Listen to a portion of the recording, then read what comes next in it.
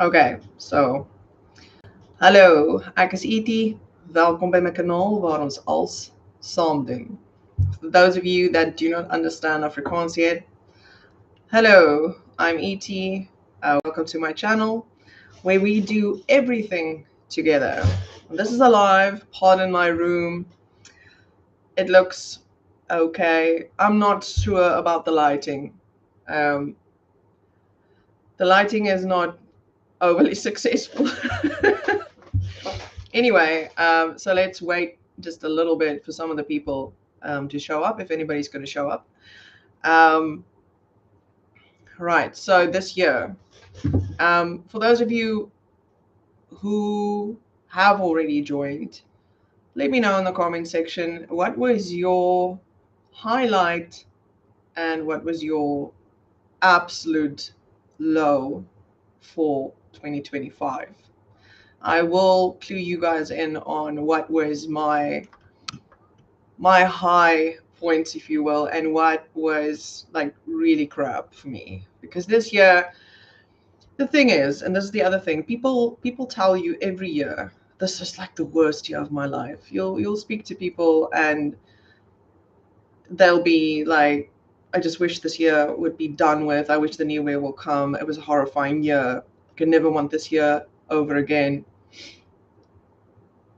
And I've heard that a lot this year. I've heard that a lot for 2025. It seemed like a lot of people had really difficult years this year. It seemed like 2025 was very challenging for quite a lot of people. And it was challenging for me. It was challenging for me in good ways and like in bad ways, very bad ways, but also very good ways. It was a lot of growth, and there was also a lot of disappointment, which I think is life. You can't really escape that. So I'll tell you about the good and the bad. So tell me in the comment section. Please tell me in the comment section, even if you're watching this after the live's done, even if you're watching this after the fact, as they say. Let me know in the comment section. This was my year. This was really good. This was really bad. I wish I could get help with this. Whatever you want to. If you don't want to share, that's also fine. You want to share, that's great. So my year, let's start at the beginning. Die begin van 2025, which translates to the beginning of 2025. So in this video, I'll be speaking both Afrikaans and English, so that the people that are learning Afrikaans can also practice phrases and words here and there, but that those people who do not understand a word of Afrikaans can also follow this live and the interesting parts. If there are interesting parts, you can also follow the interesting parts and enjoy the story or stories. So for those of you who do not know, I am a swim coach. That is my full-time, or the majority of the time, that is my job. And so swemafrigter. Swemafrigter is the Afrikaans word for swim coach. So I am a swemafrigter. And I also swim. I do compete, take part in masters swim meets when I get the chance, or when I am in shape enough, which this year was not possible at all. This year was hang on and cling to the boat for dear life and just not to sink. So that was this year. I did not take part in any meets this year. I think the last one I did was November or October 2024, and then 2025 was like no. So that was but I hope that when the season starts again in the beginning of May in 2026, that I will be able to take part in a few masters meets at least. I do swim open waters for the fun of it in between, and so some of my friends and I and some of my colleagues, they'll tell me, listen, there's an open water, do you want to take part? Some of the high school swimmers that I coach, they take part in some of it, and then we're like, we all go with one van or one bus, depending on how many we are, and we just go swim. and often it's just a mile. Sometimes it's 2 miles. We usually don't take the school children for longer than 2 miles. Um, and on average, it's a mile, right? So it's in a dam most of the time. We haven't done the ocean ones with the children. We've just gone for the dam swims. But yes, I would really like to compete again, and we'll see if that happens. Okay, so let's start at the beginning of the year. Die begin van die jaar. Die begin van die jaar het rof begin. Started quite rough at the beginning of 2025. There was a lot of challenges in the previous swim school for whom I coached and with whom I coached, from both sides. I disagreed with some of the things they wanted to do, and they disagreed or did not want to do some of the things that I wanted to do. Eventually, we ended up managing in different ways, and it wasn't going to work in the long run. So I decided at the end of the 2025 summer season to establish my own thing. And it was sad. It still is. I still miss them, so it's not like we're on bad terms or anything like that. And they're great coaches. But if you know, if there is a certain path that you would like to, or direction you want to head in, it just doesn't always work to stay where you are. And so for various reasons, we parted ways, and it was very difficult emotionally and physically, and in every way. It was difficult. But then I ended up establishing my own swim school, which is called Freedom Through Water. If you want to translate freedom through water to Afrikaans, that'll be vryheid deur water, of vryheid deur mate van water. Maar vryheid deur water. So Freedom Through Water, now the name of my swim school. And in the process, it was a lot of admin. So much admin that goes into establishing a swim school, so many fees, so many things. I took on that challenge, and with that challenge, I also started studying for my next swim qualification or swim coach qualification, which means I can now train and take any kind of level of swimmer to competitions throughout the South African competitive structure, both in school swimming as well as in club swimming. And that was done while I established the swim school. So it was like everything at the same time. I was studying distance. Luckily, I could study the theoretical part of that swim course online, which really helped. While I was doing all of the administrative groundwork, and then I was also coaching in winter, but like on a very low scale, because at the current moment I don't have a heated and closed pool that I'm the sole coach at. So I have to use the gym pool, and there is a different club that has that is the priority there, and that has most of the lane space and time. So I can only get a little bit of time, but we do have plans to put the pool inside that I'm coaching at currently. So now I will get to the story about what happened to my dog, Spike. It was horrifying. We all nearly died. The dog nearly died. I was on the brink of losing it completely. And I will get to that story, because that is a lot of things changed because of that. But just hold on for a second before we get to that story. So I did the qualification. In the beginning of 2025, I booked a 17-night stay in a house that is dog friendly in a town called Struisbaai, so that we can go on holiday, the dogs and I. So that would be Asha and Spike and myself, right? So 17 nights, 17 nachte vakansie, 17 nights of holiday or vacation. I booked that in January or in February already. It was very early in the year, for the end of the year. So we should have gone from the 18th of December to the 4th of January, and we would have been there Christmas, and we would have been there New Year, and it would have just been sun and doing puzzles on the beach, like puzzle books on the beach, and swimming in the ocean, and taking the dogs for walks. And I had a whole thing, and braai.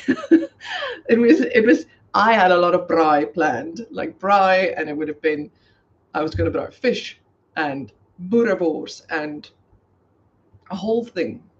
And the dogs and I, we were going to do Christmas there, because this year most of the family had other plans, and my sister is not in South Africa for this Christmas. So it was my mom and dad and I, and my parents overall is not like big on Christmas. So it's not a lot of celebration if the rest of the family is not here. We pretty, we don't really celebrate Christmas. And so I wanted to do the Christmas thing with the dogs in Struisbaai. So just keep that in mind. That was the plan for the end of the year, which I kept on telling people about the entire year, because it was such a highlight. And I held on to that throughout the challenges, throughout the year, all the challenges. I held onto that 17-night holiday. And what is in my eye? Ooh. And just a side note, the previous video about the ocean creatures that I made this morning, after I recorded everything and started, putting the footage together, editing the video, I saw that there's like something stuck to my upper lip throughout the recording. And I have a feeling, because I recorded 3 videos this morning, which I only edited 1, the other 2 I must still edit. And I saw it stuck there. I thought to myself, really? So I'm not going to re-record that. I just don't have the time or the strength. And I think my lips are very dry. And so this morning was very chapped, and I put lip ice on, but there was pieces of skin, dead skin on my lips, and I removed them. And I think one of those pieces just got stuck to my upper lip. And so, yes. So anyway, right. So we went through the year, I established the swim school. There's so much admin that goes into that. I then eventually had to do my logging, right? So logging is when I go and coach with other coaches that are that already had that qualification, or are even more highly qualified with other clubs, competitive clubs in the area. So I logged my hours, and then I would come back and I'd do the bit of coaching that I did throughout the winter, which is obviously far less than summer. And things came and went. Now I adopted Spike. Here comes the Spike story. Die Spike story. Oor die story oor die hond en die hond se siekte. Story about the dog and the dog's illness or disease or sickness. So I adopted Spike in May. And from the moment I adopted him, we could see there's something not okay. He has these episodes. By episodes, I mean regularly, multiple times a month, he gets the same symptoms overnight. He'll stop eating. He'll start doing that weird stretch with the mom in the air, like the downward dog. He would sometimes vomit, sometimes have diarrhea. He'd be lethargic. And then after a day or 2, he'll pick back up, and Spike would start eating again. And sometimes it was worse and sometimes it was better, but it was never to the point that we thought the dog was going to die. But I did take him to the vet. So ek het die hond veearts toegevat menige male. Took the dog to the vet many times. Right? The first time I took the dog to the vet, I said, listen, isn't this pancreatitis? I'm not a vet, but the symptoms repeat. Always looks the same. It's like episodes. This seems to be systemic. And the vet said to me, no. Spike is he's a young dog. He's a thin dog. Usually this is dogs that are overweight. Chronic pancreatitis is very rare. And he's young, so probably not. They treated him for gastritis or gastroenteritis. And I took him back. We found a very fat tick attached to his neck. And now the doctor was like, no, this is probably tick bite fever then. So they look at a slide, said, yeah, judging by what they see on the slide, it's likely tick bite fever. So he got treated for a month for tick bite fever. He still had these episodes. Sometimes it was less, sometimes it was more. I did alter his food because I had a suspicion fat could be a problem. But I didn't buy the very expensive food, the Heels food, ID food specifically for, that problem. And so months went by. The dog cost me at that point thousands early on because of all the times we went back to the vet and with the episodes that he had. Eventually, we stopped going back because he kept on getting these episodes, but we sort of managed it and he never got severely sick. And then the summer arrived. And with the summer, my summer job arrived. And I, with my swim school now established, I also have a contract with one of the high schools in town. And I am the one and only coach now. I entered the term that now passed, the first half of the summer, fourth term. I started as the Learn to Swim coach of the high school, which meant I had about 40 Learn to Swim swimmers. And they had a coach for the senior squad. And then I had my own swim schools, children as well as adults, which is squad training and Learn to Swim and squad training for adults and the children. It's a whole thing. And then at the end of this term, the squad coach that helped them said, okay, no, she's happy to, she needs to make things workload a little bit less. She's got a full-time job. She was only there like part-time, and she's happy to let me continue. And so I took over the job of senior coach as well for the high school. So now it's Learn to Swim for the high school, senior coach for the high school, as well as my private swim school, which is children and adults, right? So my summer job is hours and hours and hours of coaching every day. And a lot of that's in the sun. So I have to dress myself like so much sunblock, and it's protective gear as much as I can because it's extremely hot as well. So we have in summer, we have quite a few 40-degree and sometimes 40 degrees Celsius plus days. On average, it's like 38 degrees in summer, maybe between 36 degrees and 38 degrees Celsius in summer on average, often higher. And so I have to coach in that for hours. There is no roof, there is no shade, maybe against the building a little bit, but I need to be on the deck or in the water. So if I'm in the water, I do wear, a rash vest, something to protect physically from the sun, and a lot of sunblock. But when I'm coaching on the deck, I cannot wear long sleeves in summer because the heat will kill me. So, now it's a hat with a thing and sunblock, and so I try, but it's challenging, right? So many hours of coaching, and this coming term, which is the most busy swim coaching term for I think all South African coaches, probably all coaches around the world, which is the first term of the year, because obviously our summer is now in different time zone or different time of the year. But the first term of every year in South Africa is the most busy swim coaching wise. It's all the school galas, high school and primary for the most part, as well as your club swimming that has a lot of their championships and things this time. So it's busy, it's hours. And so there is no time for me to do anything but coach. so that's why I'm here, so that I can just interact with you guys a little bit. I really miss this. I really missed making the videos because I do love making the videos. The creative part of it is I really enjoy that so much. And the language part of it is very exciting for me to do it. And it's an outlet for the creativity. And the swimming does part of it. There is creative, a little bit, but it's way more structured, obviously, than the videos. And less creative than the videos for the most part. So, very busy term, fourth term.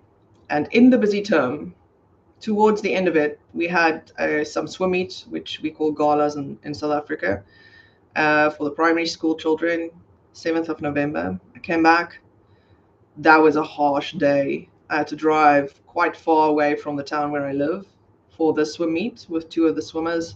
And after the meet, we drove back, or I drove back, and it was just sun all day. There were not a lot of shade there. So my system had a little bit of a crash. It was just too much. And then because after that, system had another little crash. And then 2 weeks, I think 2 weeks before my coaching would end on the 12th of December, which is when I go on holiday at this time, because at this time I don't have a lot of young, highly competitive swimmers. Since we're a new swim school, having to start to build up, swimmers. And so it's just the last 2 weeks. Like I had 2 weeks left at the end of November and then December until the 12th. And I was looking forward to this going to Struisbaai. Vakansie, vakansie. I was looking forward to that so much. And then the dog got sick. Yeah, the dog got so sick. Spike got so severely sick. It was weekend. It was a Saturday night and then into the early morning on a Sunday, and he was throwing up, vomiting like everywhere. He looked terrible. He was a shell of himself. And when he started throwing up bright yellow, I was like, no. I took him to the vet. He ended up having to stay there 3 nights on a drip. It was pancreatitis. And I think the heat, as well as us giving him whatever food, because, the diagnosis was never made for pancreatitis. So we were like, feed him this, feed him that, feed him this. And then the heat, I think, was not helping, because we do go for walks. And I think it was just too much, the heat, with probably fatty stuff that we gave him. And so we got that after 3 nights there, he came home and the vet bill. That was a shock, because I do not have a medical aid for him, because I didn't suspect a chronic condition of this severity. I will get one now, but obviously they won't cover pre-existing conditions for minimum a year. And so he was back home for 3 days and he looked much better, and we only gave him the food that he had to eat and everything. But then I took them for a walk.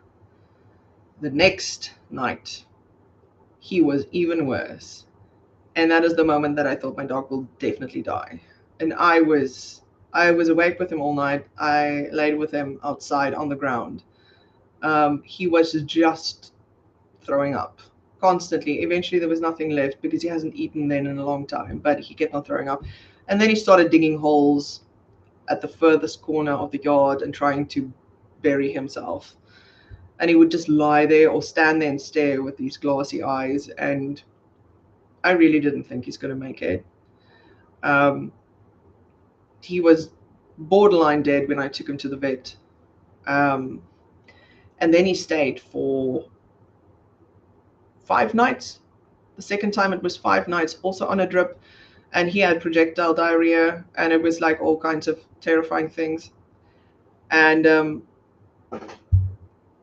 they did save him, and I am so very grateful to the vets, because they really did everything they could. And there were many tests done, and it turns out he does have chronic pancreatitis. And yes, I am a bit more than a bit annoyed that when I initially talked and raised the pancreatitis issue, that they didn't take it more seriously, because I wish they did, because then this would not have happened, and would have been on the right food earlier, and the treatment would have been correct, and the thousands of rands that I had to spend would not have been spent, and I could have gone on my holiday, because of all this and the uncertainty with the dog. And my parents, I don't want to leave them with a dog. They're much older. It's my responsibility. I couldn't take the dog with me because he was still too sick. And there was this uncertainty as to whether he would actually make it, and whether, there was any hope for him. And so I opted to stay, and I had to contact the people that I booked with. And luckily, they didn't ask much of a deposit. And I felt terrible, and I said to them, listen, I will still come. If you can't find replacements, I will still come. It's going to be very difficult semantically, but I will come, right? I'll make a plan. But they were understanding. And after the initial shock for them, because it's 17 nights, so it's a terrible thing to lose that kind of booking, they did find other people. It's a very popular place, Stray Spy. But I went through a grieving process because the loss of that holiday that I was literally clinging to the whole year, and the dog nearly dying, and it was just too much, and my health started regressing because of all the stress. But throughout this time, I had lovely people that supported me, friends and family that checked in on me. Um, everyone was great. The vets really did a great job. The dog is in excellent health now. He hasn't had symptoms again. We are keeping a close eye on him. But I lost this holiday that I really wanted to go. I haven't been at the ocean in a very long time, many, many years now. It's been a long time, and I really wanted to go and just get away from the responsibility and being in my head. I just wanted to take some photos. I have a macro lens, amongst others, on my DSLR, and I wanted to just go take pictures and swim and eat and just drink wine and just be and out of my head for a while. And the dogs could run and it would be beautiful, and I had this whole fantasy going. And so that just disappeared in an instant, and that was pretty horrifying. But the dog Spike is okay, and for that I'm grateful. And so I would always give up the holiday to save Spike or Asha. I wouldn't let a dog down, or anybody, for a holiday. And so Spike is okay. He's okay. He looks weird because they shaved both his front paws for drips.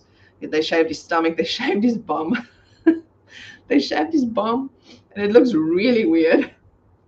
But he's alive and he is well, and we have a diagnosis, so I'm very thankful.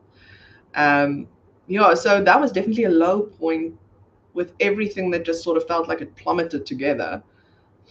And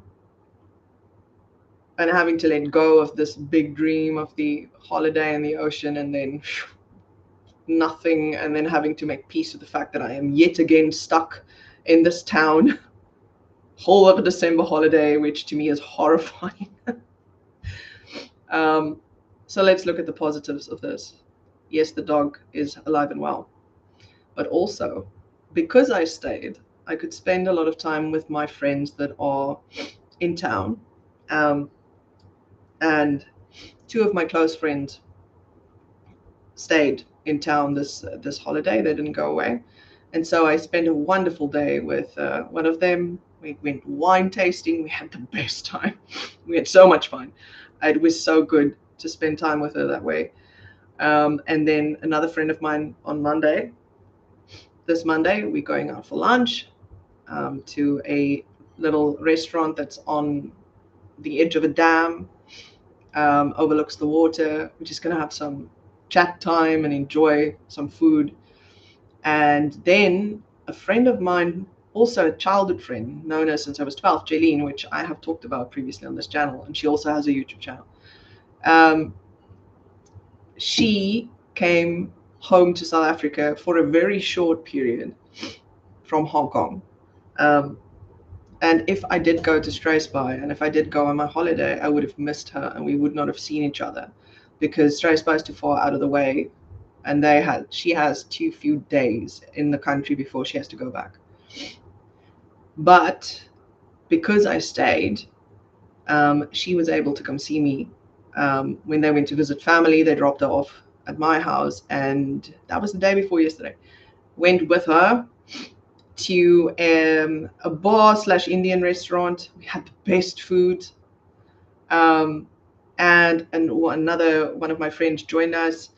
And we had the best ladies' day. We played pool. We played so many rounds of pool. We started at 11 in the morning, 11 a.m., and we played throughout the day till past 7 in the evening.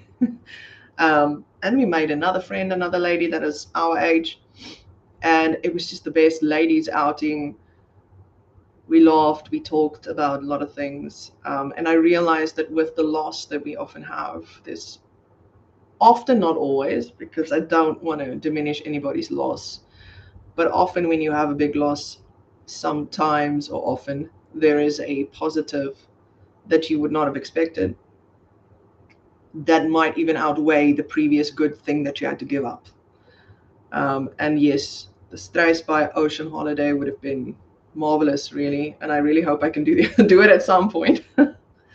But the time that I spend with my friends, I believe, is way more valuable, because I did not have time to connect with them a lot this year. I was so busy with all of the admin and the establishing of the swim school and the courses, and this term was hell with the coaching. I was so busy, and I just can't get to see them, not in a quality way.